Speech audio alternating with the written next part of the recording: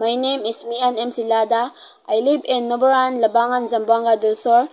I am 15 years old and I was born on March 16, 2008. Hi guys, good morning. May isang tanong tayo dito. Kung bibigyan ka ng 5 libreng oras, ano ang gagawin mo? Ang gagawin ko sa isang oras ay kakain sa magandang kainan sa may masarap na ulam. At sa pangalawang oras ay pupunta sa Boracay Beach at maliligo. At sa pangatlong oras ay gagala sa magandang lugar na mahangin at fresh ang aking pakiramdam na para akong walang problema. At sa pang-apat na oras, ang gagawin ko ay pupunta sa Dubai para magtrabaho. At may ipon ako ay babalik na ako sa Pilipinas at ibanding ko ang aking pamilya.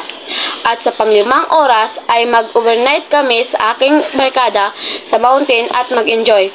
Kung ikaw, bibigyan ka ng 5 libreng oras, ano ang gagawin mo? I-comment mo na lang.